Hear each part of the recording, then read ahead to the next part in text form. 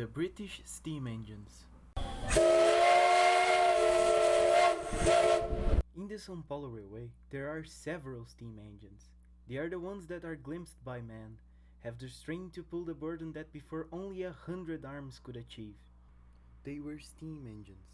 Inside, they were filled with hot water, smoked under the lines and passed under the meadows.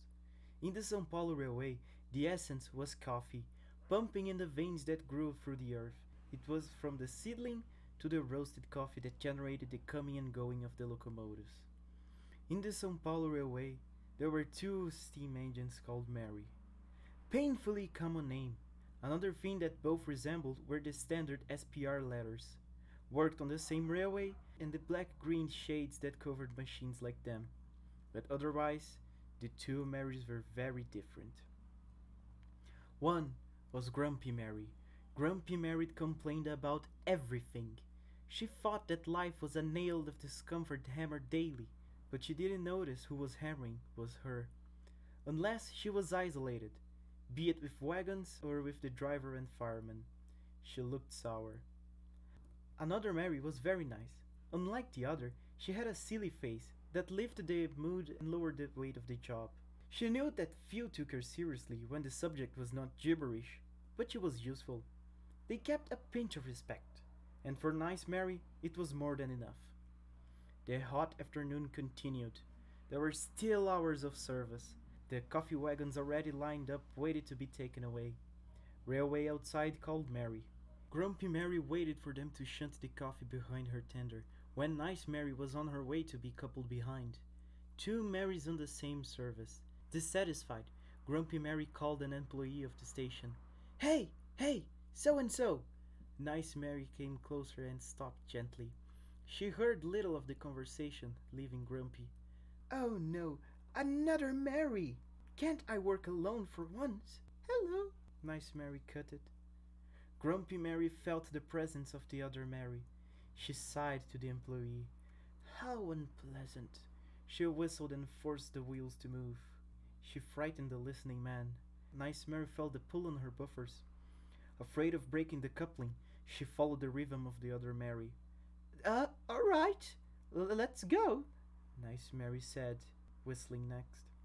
Grumpy Mary puffed at a fast pace, without paying any attention to the one following her behind. Nice Mary felt a little hurt with the silence of the other. Maybe if she pushed her around, she could make her colleague be a less grumpy Mary, but instead of using her buffers, it was with words. Did you notice that the two of us were called?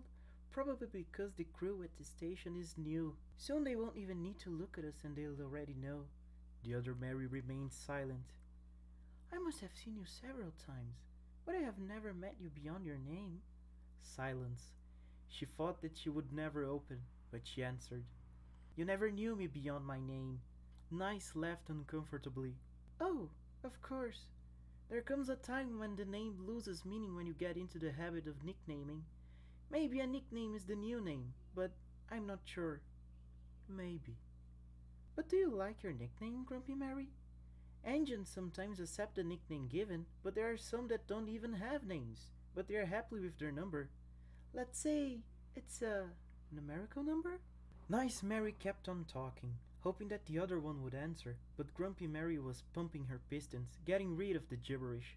She didn't know whether to open up to her strange colleague or keep her speech short, in front of the opportunity to participate in the small talk.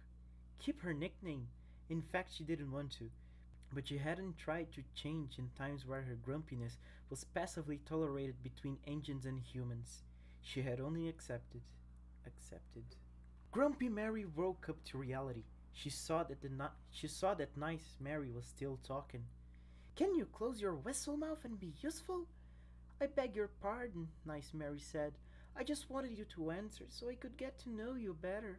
Well, you don't have to know me. You already know that I'm Grumpy Mary. That's my message.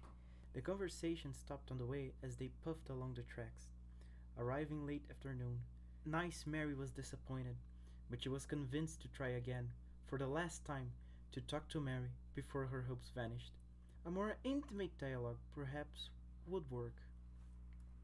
Upon arriving at the final station, Nice Mary uncoupled and whistled a goodbye. She performed her following tasks, waiting for an opportunity to coincide with her namesake.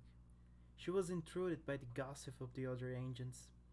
Who would have thought that the other Mary refused to take the remain of the trucks and was punished for the umpteenth time?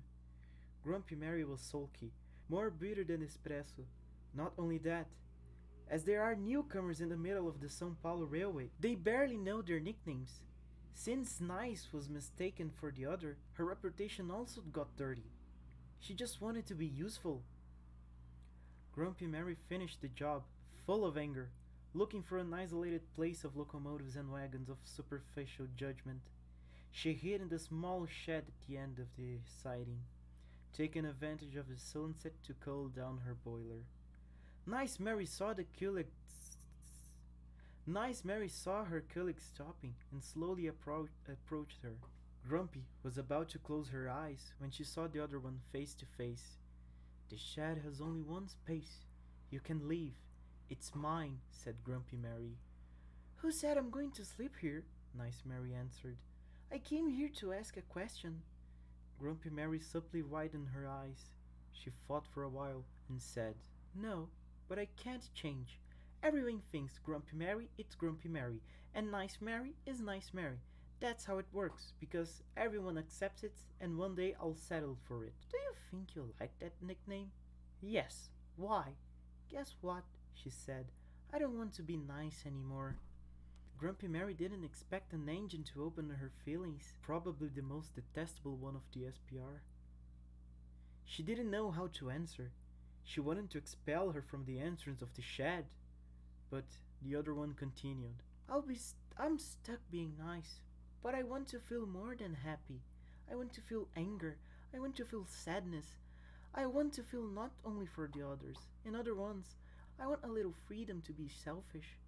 Are you jealous of the fact that I'm like this? It's not that, Nicey Mary spoke in defensive. I just want something between us to change, for us to be friends. So you're talking to the wrong engine. I'm like that. That's why they call me Grumpy Mary, an adjective I must accept. Nice Mary noticed the words of the other, and she felt as Grumpy Mary was convinced, or for some reason she was convinced to say it. She did not know how to help her, but she said she had an idea.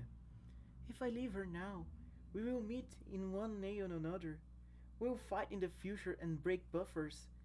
You don't have to be my friend, but we can make a deal for tolerance. Tolerance agreement? Or you get scrapped. What? No. An agreement where we can live as useful engines, without silly adjectives. So, no names of bad taste? Yes, Nice Mary said. Let's change our names.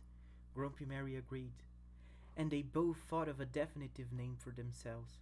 For Nice Mary, even though she felt the need to change, the name Mary was still a strong identity for her. Perhaps a variant, Marianne, Marina, MJ, like some of the other steam engines that surrounding railways like the São Paulo Railway. Maybe a double main.